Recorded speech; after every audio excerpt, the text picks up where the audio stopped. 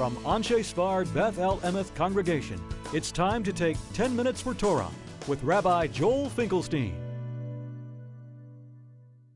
Welcome to our discussion of Shalach Manos, Shalach Manot, sending of packages one to another on Purim as mandated by the Megillah Esther. Why? Why of all holidays is this particular holiday the holiday in which we must send packages one to another? There's no mitzvah on Shavuos to send food packages to another Jew. There's no mitzvah on, usually spoken about on Rosh Hashanah to send packages. Of course, on Pesach we like to send matzahs and kimcha de pischa, money for matzah, wine to those who are needy. But here it's built in as a fundamental part of the holiday. How do we explain that? Manos Halevi, a fascinating sefer by the Rabbi Shlomo Alkabetz, who wrote the Lechadodi for Friday night, one of the great mystics there in Tzfat in Israel. He wrote a book called Manot Halevi. He gave this book as a Shalach Manos, as a gift to his father-in-law.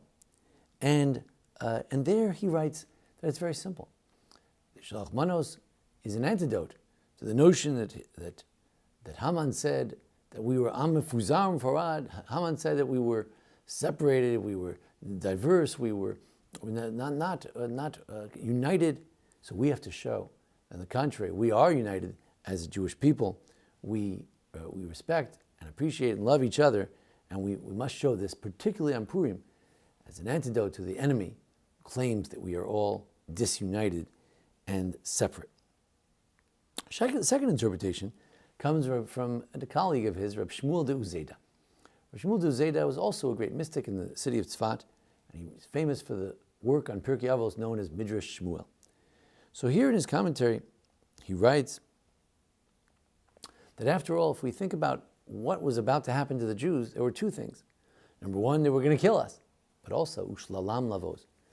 Whatever property we left would be taken by others, perhaps by the neighbors, perhaps by the government. Ushlalam lavos, their property would be wasted, it would be declared ownerless. So in other words, we not only were in threat of losing our lives, but also our property as well. We can't minimize that. For instance, on Hanukkah, the Rambam writes that one of the reasons we celebrate Hanukkah is because Pashtu Yadam V'monam Uvivnoteim. They attacked us, they attacked our daughters, which is a horrific thing, but they also attacked our money. And as Jews, as human beings, it's important to have your property. We're not communists, we believe in private property. The notion of the dignity of a person comes from having a little something, a home, your family pictures, your sofa, your favorite chair. This is part of the human dignity. And when they were trying to erase that from us, take that away from us, Ushlalam Lavos, they were going to take that away. We want to commemorate that too. Not just that we almost lost our lives, but we also almost lost our money.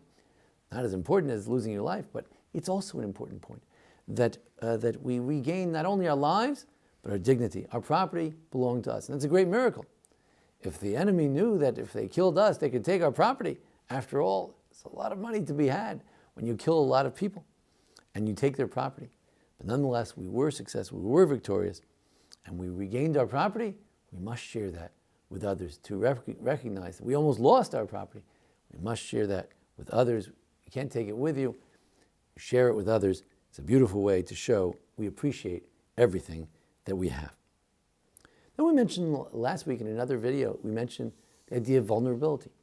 That as the Ramban says that the people in walled cities felt like, well, if we were in open cities, we could get killed. So then we'll celebrate Purim. But since we're in fortified cities, who can hurt us? Who can damage us? Who can touch us? So we don't need to celebrate with everyone else. Only the Arei Prazim, those who were spread out, didn't have walls, no protection, they were worried. They started celebrating Purim. And the rabbi said, no, you walled folks, you also have to celebrate Purim, albeit on the different day. You have to remember that when one Jew is in danger, all Jews are in danger. Don't depend on some wall or some protection that you have. We're all vulnerable, and therefore we have to support each other. We have to give gifts, particularly to the poor. To the poor, to support them because they're so vulnerable. But even to each other, we all care about each other. We're brethren.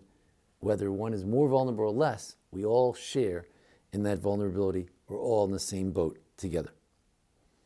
Finally, one might ask, well, where else in Tanakh do we find Shalach Manos? And strangely enough, we find it on Rosh Hashanah. And from the same time period. It was the period of Ezra. Ezra came back to the land of Israel and reestablished the temple and brought some Jews back with him. And it was around then that Purim took place. All kinds of discussions exactly when.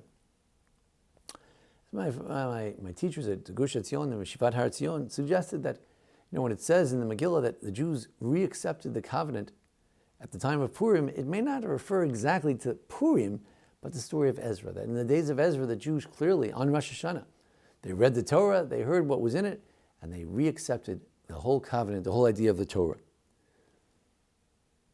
So then Ezra said, look, I know you're all very upset that when you're reading the Torah here in Rosh Hashanah, you realize that having been in exile in Babylonia for a while, you forgot the Torah, you violated the Torah, you all feel bad, you're starting to cry. Stop crying, go home, eat your meals, eat fatty things, eat good things, and send gifts to those who don't have. Now, I might suggest that he suggested that for two reasons, and that could explain the Shalach Manos based on two different ideas.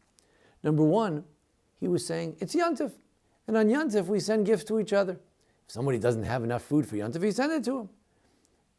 We do this before Pesach. You should do it before every holiday. Make sure a fellow Jew has enough to celebrate, just like you're celebrating. Everybody should be able to celebrate. Send them some food, send some packages over to other individuals. So in that sense, why do we have Shalach Manos? We have Shalach Manos because they wanted to make it a Yantif. And when you have a Yantif, you got to send packages to other people. That's what Ezra taught us in the same time period. The second idea is as follows. That it was during Ezra's time, it was during the Purim time, that the Jews reaccepted the covenant and said, you know what, we're going to be Jewish, even though we were exiled, we lost our land, still don't have complete sovereignty. We accept the Torah. We accept it now. And they entered into a brit, into a covenant together. And as Jews who understand that we're in a covenant with God, but also together with God, we understand that we're connected one to another. And therefore, it was Davka, particularly on Rosh Hashanah of Ezra's time, when the Jews reaccepted the covenant, that he told them to send gifts to each other to show that we're in this covenant together. And it was specifically on Purim, when we also reaccepted the covenant, we accepted the mitzvah of Purim, and with it all the other mitzvahs, to understand that we are connected one to another. We're part of one covenantal community, and as such, we have to give and share with each other as a symbol of that connectedness. So, we have 5 reasons why we have Shalach Manos. Number 1, Haman thought we were disunited. We have to show that we're united. Rabbi Shmuel Zuzeda said that they tried to confiscate our property. We have to celebrate the fact that we have any private property at all. Number 3, we mentioned from the Ramban, it's a holiday when we celebrate the fact that we're all vulnerable together, and united together and supporting each other will fight that shared vulnerability. Number 4, from the book of Ezra. Number 1, on a Yantif, you send to a friend, it's a way of showing that it's Yantif and everyone should eat. Make sure others have enough. And number 5, when you make that covenant with the time of Ezra and the days of Ezra, you make a covenant in the days of Purim and you unite together. We have to understand that we're all in this together. Together, not only as brethren with each other, but in a community with God. And in that community, we have to share, we have to give, we have to show and understand that we are brothers in this covenantal community, the B'nai Brit, the children of the covenant together. And therefore, we have to share with each other. 5 reasons for the Shalach Manos. Happy Purim, enjoy your Shalach Manos. Join us this Saturday night when we'll celebrate Purim, God willing, to get together. We'll have a great time, and we'll remember that we are indeed brethren, sharing on our vulnerability, sharing our covenant together, and also enjoying the wealth that God has blessed us with. Thank you. I'd like to thank Jason Lefkowitz for our producer. Thank you all for joining us here today, the Anshei Sphard-Beth Emeth congregation here in Memphis, Tennessee. Thank you. This has been 10 Minutes for Torah with Rabbi Joel Finkelstein. To learn more, visit asb.org.